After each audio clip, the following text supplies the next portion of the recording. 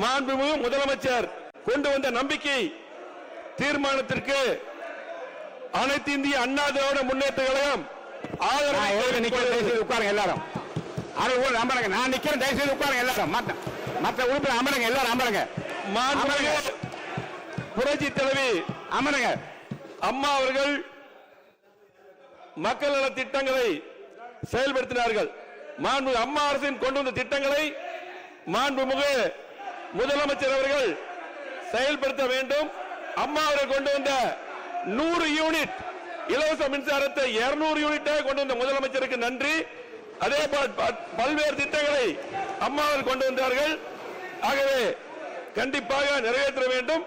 இன்றைக்கு மக்கள் தீர்ப்பளித்து இன்றைக்கு முதலமைச்சருக்கு வாக்களித்துள்ளார்கள். அதற்கு நாங்கள் ஆதரவு அளிக்கிறோம் அதிமுக சார்பாக. அதே போல நாங்கள் யாரும் பதவிக்கு ஆசைப்படுவது கிடையாது. பதவிக்காக ஆசைப்பட்டு கிடையாது. மக்கள் தீர்ப்பை மதித்து மக்கள் முதலமைச்சராக வர வேண்டும் என்று எனக்கு ஆதரவு அளித்தார்கள். 54 ஆண்டுகள் பொன்விழா கண்ட கட்சி அதிமுக. 31வது ஆளுங்கட்சியா இருந்திருக்கிறோம். திமுகவை எதிர்த்து தான் நாங்க அரசியல் பண்ணிருக்கிறோம். அந்த அடிப்படையில் இன்னைக்கு பாத்தீங்கன்னா முதலமைச்சருக்கு இன்றைக்கு மக்கள் வாய்ப்பளித்திருக்காங்க, ஆதரவு அளித்திருக்காங்க. பெரும்பான்மையா ஆதரவு அளித்து நாங்கள் மதிப்பளித்து இன்றைக்கு அதிமுக அவர்கள் மாண்பு முதலமைச்சர் கொண்ட தீர்மானத்தை ஆதரவளித்து அமர்கிறேன். நன்றி, வணக்கம்.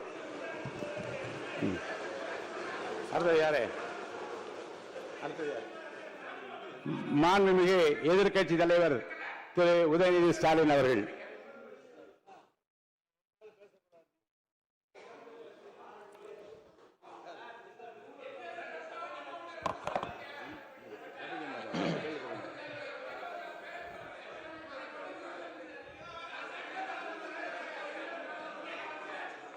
மாண்பு உறுப்பினர், நீங்க பேச ஆரம்பிக்கலாம்.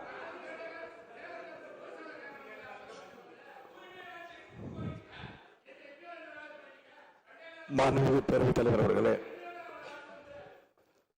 புதுசா அமைஞ்சிருக்கக்கூடிய இந்த ஆட்சி மீது இன்னைக்கு நம்பிக்கை வாக்கெடுப்பு நடக்க போகுது.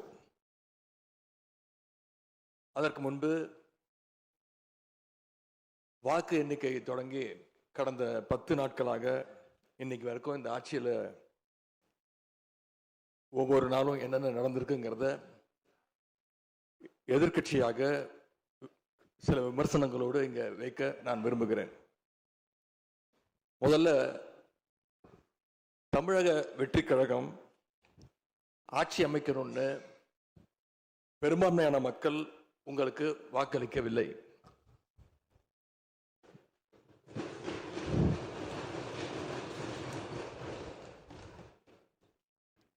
நடந்து முடிஞ்ச சட்டமன்ற தேர்தலில்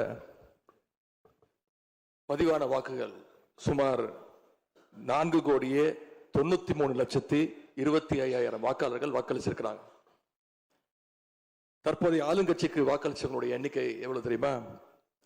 1,72,26,000 தான். மீதம் இருக்கக்கூடிய சுமார் 3,21,00,000 பேரும் நம்பிக்கை கோருகின்ற இந்த கட்சிக்கு, உங்க கட்சிக்கு எதிராக வாக்களிச்சிருக்கிறாங்க என்பதை நீங்க புரிஞ்சுக்கணும்.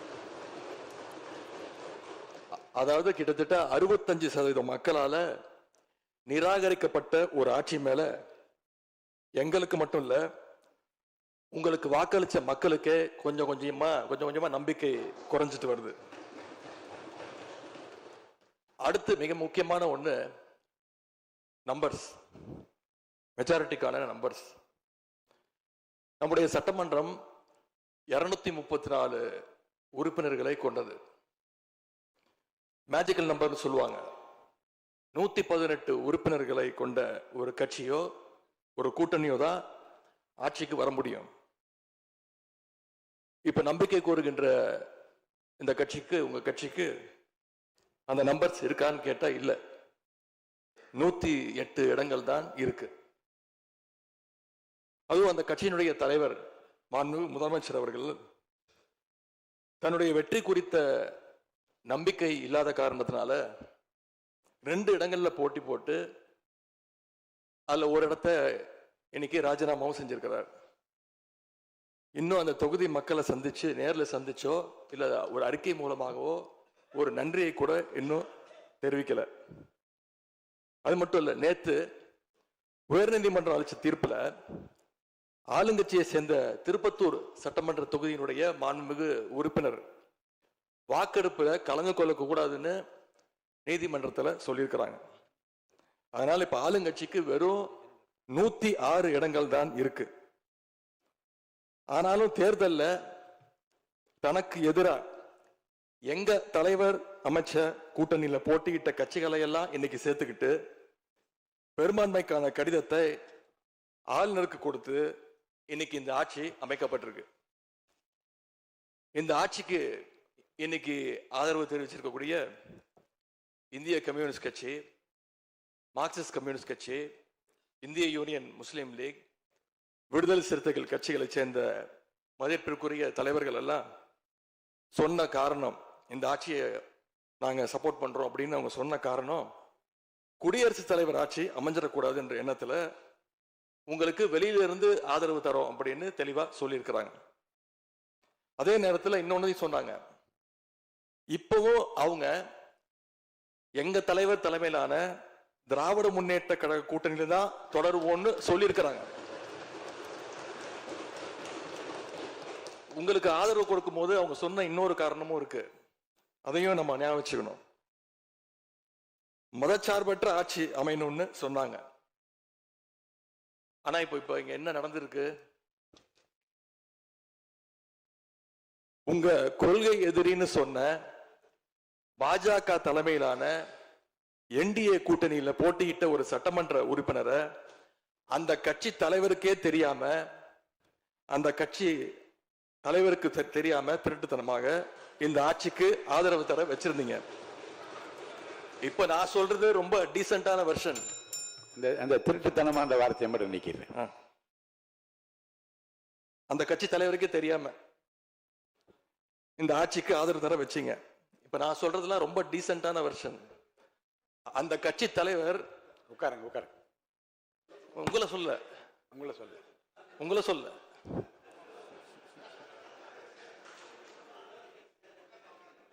உட்காருங்க. மாண்பு உறுப்பினர் காமராஜ் உட்காருங்க. மாண்பு உறுப்பினர் காமராஜ் உட்காருங்க. மாண்பு உறுப்பினர் காமராஜ் உட்காருங்க. இப்ப நான் சொன்னதுல ரொம்ப டீசென்டான விஷயம் வெர்ஷன். அந்த கட்சி தலைவர் திரு டிடிவி தினகரன் சொன்னது என்ன தெரியும்? சொன்னாரு, ஆட்சிக்கு வர்றதுக்கு முன்னாடியே குதிரை பேரத்துல ஈடுபடுறாங்கன்னு சொன்னார். நேற்று சொல்லியிருக்கிறாரு, மாற்றம்னு சொன்னீங்க, இது மாற்றம் இல்ல துர்நாற்றம் அப்படின்னு சொல்லியிருக்கிறார். அடுத்து அதே பாஜக தலைமையிலான என்டிஏ கூட்டணியில் இருக்கக்கூடிய பெரிய கட்சியான அதிமுக இன்னைக்கு கிட்டத்தட்ட 2 பிளவுபட்டிருக்கு. பிளவுபட்ட ஒரு குரூப் உங்களுக்கு ஆதரவு தெரிவிச்சிருக்கிறாங்க.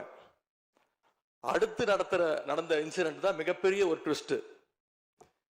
பிளவுபட்ட குரூப்ல இருக்கக்கூடிய ஒரு தலைவரோட வீட்டுக்கு ஒரு புது சோஃபா போகுது. சோஃபா பின்னாடியே புது முதலமைச்சரும் அந்த தேர்தல் நேரத்தில் ஊழல் சக்தின்னு சொன்னீங்க. ஆனா இன்னைக்கு சோசியல் மீடியால மக்கள் உங்களை பார்த்து கேள்வி கேட்க ஆரம்பிச்சிட்டாங்க. என்ன கேட்கிறாங்க தெரியுமா? அந்த ஊழல் சக்தியோடு சேர்ந்து இருக்கக்கூடிய ஆளுங்கட்சிய இப்ப என்ன சக்தின்னு கூப்பிட போறாங்க. கிளீன் கவர்மெண்ட் சொன்னாங்க. இதுதான் உங்க கிளீன் கவர்மெண்ட்டுடைய லட்சணமானு மக்கள் கேட்க ஆரம்பிச்சிட்டாங்க. இப்படி நீங்க கூவத்தூரையும் மிஞ்சுற அளவுக்கு அடிக்கிற கூத்த பார்க்கும் போது இந்த அரசு எத்தனை நாளைக்கு நீடிக்க போகுதுன்னு மக்களுக்கு அந்த சந்தேகம் வர ஆரம்பிச்சிருச்சு. முதல் கோணலே முற்றிலும் கோணல்ன்ற மாதிரி உங்க நடவடிக்கை எல்லாமே இன்னைக்கு நடந்துகிட்டு இருக்கு. இப்படி எம்எல்ஏக்களை எல்லாம் கடன் பெற்று ஆட்சி நடத்துகின்ற முதலமைச்சர் தான் அளித்துள்ள போலி வாக்குறுதிகளை நிறைவேற்ற முடியாதுன்னு தெரிஞ்ச உடனே முந்தைய அரசு, அதாவது எங்களுடைய அரசு, வளர்ச்சிக்காக பெற்ற கடன் குறித்து தவறான கருத்துக்களை தந்து மக்களை இன்னைக்கு திசை திருப்ப முயற்சி செஞ்சு கொண்டிருக்கிறார். பெரும்பான்மையும் இல்லாத, அரசியல்ல அடிப்படை நேர்மையும் அல்லாத இந்த அரசு நல்லாட்சி தரும், தமிழ்நாட்டு மக்களுடைய உரிமைகளுக்காக போராடும்னு மக்களுக்கு துளியும் நம்பிக்கை இல்லை. முக்கியமான ஒரு விஷயத்தை இங்க நான் பதிய வைக்க விரும்புகிறேன். உங்களுக்கு ஓட்டு போட்ட மக்களே நடக்கிறதையெல்லாம் பார்த்துட்டு ஒரு பெரிய தப்பை பண்ணிட்டோமோன்னு இன்னைக்கு வருத்தப்பட ஆரம்பிச்சிட்டாங்க. மக்களுடைய அந்த உணர்வை வெளிப்படுத்தும் விதமா இந்த ஓட்டெடுப்பில் கலந்துக்காம திராவிட முன்னேற்ற கழக உடன்பிறப்புகள் உறுப்பினர்கள் நாங்க வெளிநடப்பு செய்ய போறோம். நாங்க வெளிநடப்பு செஞ்சாலும் அதனால பேரவையுடைய எண்ணிக்கை அளவு குறைஞ்சு நீங்க நிச்சயம் இந்த வாக்கெடுப்புல வெற்றி பெறதான் போறீங்க. அப்படி வெற்றி பெற்ற பிறகாவது மக்களுடைய நம்பிக்கையை காப்பாற்றுற மாதிரி உங்களுடைய பணிகள் இருக்கணும், உழைங்க. எங்க தலைவர் திரு முத்துவேல் கருணாநிதி ஸ்டாலின் அவர்கள் கடந்த 5 வருஷமா ஒவ்வொரு குடும்பத்துக்கும் பார்த்து பார்த்து திட்டங்களை நிறைவேற்றி கொடுத்தார். அந்த திட்டங்களை எல்லாம் நீங்க தொடரணும். தயவு செஞ்சு அதில் அரசியல் செய்ய வேணாம். ஏன்னா இந்த மாசம் 15ஆம் தேதி கலைஞர் மகளிர் உரிமை தொகை 1,31,00,000 தாய்மார்கள் காத்துக்கிட்டு இருக்கிறாங்க. அந்த 1000 ரூபாய் வருமா அப்படின்னு காத்துக்கிட்டு இருக்கிறாங்க. அதே மாதிரி புதுமை பெண் திட்டம், தமிழ் புதுவன் திட்டங்கள்ல காலேஜ் போற ஸ்டூடெண்ட்ஸ் அவங்களுக்கு வர மாசம் வர கல்வி ஊக்கத்தொகை 7ஆம் தேதி கொடுத்துருக்கணும், இது வரைக்கும் வரல, அவங்களும் காத்துக்கிட்டு இருக்கிறாங்க. இப்ப ஸ்கூல் இல்லைனாலும் ஜூன் 2ஆம் தேதி ஸ்கூல்ல ரீஓபன் பண்ண போறாங்க. அப்ப காலை உணவு திட்டத்துக்காக பள்ளி மாணவர்கள்லாம் காத்துக்கிட்டு இருக்கிறாங்க. இப்படி பல்வேறு திட்டங்கள் இருக்கு. நான் முதல்வன் திட்டம், தாய் மாணவர், அன்பு கரங்கள்னு பல்வேறு திட்டங்களுடைய பயனாளிகள்லாம் ஆவலோடு காத்துக்கிட்டு இருக்காங்க. இந்த அரசு என்ன செய்ய போகுதுன்னு காத்துக்கிட்டு இருக்கிறாங்க. அதனால நான் உங்ககிட்ட கேட்டுக்கொள்றது, மாண்புமிகு முதலமைச்சர் அவர்கள் பதவியேற்றதும் தன்னுடைய முதல் உரையில அவகாசம் வேணும்னு கேட்டீங்க. நிச்சயம் அவகாசம் எடுத்துக்கோங்க. ஆனா காத்துக்கிட்டு இருக்க அத்தனை பேரையும் ரொம்ப காலம் காக்க வச்சிடாதீங்க. அது மட்டும் இல்ல, தேர்தலுக்கு முன்னாடி பல கவர்ச்சியான வாக்குறுதிகளையும் நீங்க கொடுத்திருக்கிறீங்க. மக்கள் அதுவும் ஞாபகம் வச்சிருக்கிறாங்க. மகளிருக்கு மாசம் 2,500 ரூபாய், ஆண்டுக்கு 6 சிலிண்டர், தங்க செயின், மோதிரம், பட்டுப்புடவை, வேலையில்லா இளைஞர்களுக்கு உதவித்தொகைன்னு அந்த லிஸ்டும் நீண்டுட்டே இருக்கு. பெரிய லிஸ்ட் தான். அதுல ஒரு சில வாக்குறுதிகளாவது முதல் கையெழுத்துல நீங்க நிறைவேற்றுவீங்கன்னு மக்கள் எதிர்பார்த்தாங்க. நீங்க வாக்குறுதிகளை சொல்லும் போது நடைமுறைக்கு சாத்தியமானதை மட்டும்தான் சொல்றேன்னு எல்லா கூட்டத்திலையும் திரும்ப திரும்ப சொல்லியிருக்கிறீங்க. எனவே அதை விரைந்து செஞ்சு காட்டுங்க. இந்த நேரத்தில் எங்க திராவிட மாடல் ஆட்சியை பத்தி நான் ஒன்னே ஒன்று மட்டும் குறிப்பிட விரும்புறேன். நாங்க ஆட்சிக்கு வரும்போது 2021 கடுமையான கோவிட் பெருந்தொற்று காலம், செகண்ட் வேவ்.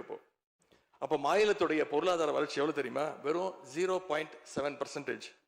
அந்த நிலையிலையும் எங்க தலைவர், எங்க முதலமைச்சர் அப்போ முதல் கையெழுத்திலேயே மகளிருக்கு விடியல் பயண திட்டத்தை கொடுத்தார்.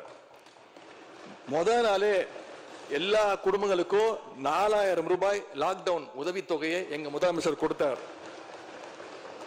ஆவின் பால் விலை குறைப்பு, இப்படி முதல் நாளே 5 கோப்புகள்ல கையெழுத்து போட்டார். ஒரே மாசத்துல தேர்தல் அறிக்கையில சொன்ன மாதிரி பெட்ரோல் விலைய லிட்டருக்கு 3 ரூபாய் குறைப்பதற்கான உத்தரவையும் எங்க முதலமைச்சர் போட்டார். இப்படி கடுமையா உழைச்சதுனாலதான் இன்னைக்கு 5 ஆண்டு முடிவில் இந்தியாவிலேயே பொருளாதார வளர்ச்சியில நம்பர் 1 மாநிலமாக இன்னைக்கு தமிழ்நாட்டை எங்களுடைய தலைவர் மாத்தி காட்டியிருக்கிறார். நாங்க நம்பர் 1 மாநிலமா மாத்திட்டு தான் ஆட்சியை விட்டு போயிருக்கோம். உங்க ஆட்சியை பொறுத்த வரைக்கும் வெறும் இன்ஸ்டாகிராம்ல ரீல்ஸ் ஆட்சியா இல்லாம ரியல் ஆட்சியா நடத்துங்க. அது மட்டும்தான் மக்களுடைய கோரிக்கை. எங்களுடைய தலைவர், திராவிட முன்னேற்ற கழகத்துடைய தலைவர் முத்துவேல் கருணாநிதி ஸ்டாலின் அவருடைய கட்டளையின்படி நீங்க ஆட்சியை தொடர நாங்க தடையா இருக்க விரும்பல. அந்த வகையில பேரவையிலிருந்து நாங்க வெளிநடப்பு செய்ய